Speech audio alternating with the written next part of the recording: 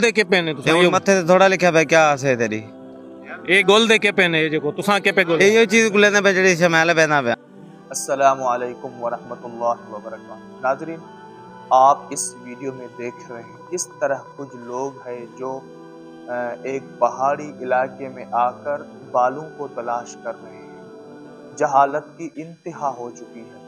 آپ مشرکین مکہ کی جہالتیں سنی ہوں گی، لیکن ہمارے سندھ کے ایک پہاڑی علاقے میں دور دور سے لوگ آ کر بالوں کو تلاش کر رہے ہو۔ جب ان سے پوچھا گیا آپ یہ کیوں کر رہے ہو، بالوں کو کیوں ڈھونڈ رہے ہو، تو ان کا کہنا یہ تھا کہ جس کو بال ملے گا ان کا مقصد پورا ہوگا، اس کے اولاد ہوگی، بیٹے کی اولاد ہوگی، ان کا جو مطلب ہے، ان کا جو مقصد ہے وہ پورا ہوگا۔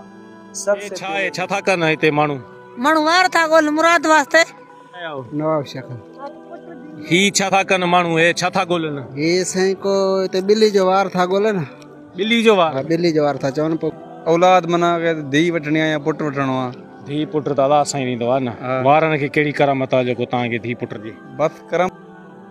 ناظرین، آپ نے یہ ویڈیو دیکھا، کچھ لوگ پہاڑی علاقے میں آ کر بالوں کو تلاش کر رہے ہیں، بالوں کو ڈھونڈ رہے ہیں۔ قرآن اور شریعت کے خلاف یہ کام ہو رہے ہیں ہمارے سے۔ اللہ تعالیٰ نے فرمایا یَہَبُ لِمَن یَشَاءُ إِنَاثًا وَیَہَبُ لِمَن یَشَاءُ الذُّکُورَ۔ کسی کو اولاد دینا، بیٹا یا بیٹی، یہ میرے بس میں ہے، یہ میرے اختیار میں ہے۔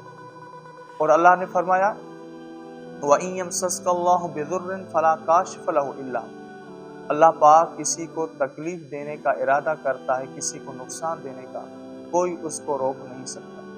وَإِن يُرِدْكَ بِخَيْرٍ فَلَا رَادَّ لِفَضْلِهِ۔ اللہ پاک اگر کسی کے ساتھ بھلائی کا، خیر کا ارادہ کرے تو دنیا کی کوئی طاقت اس کو روک نہیں سکتی۔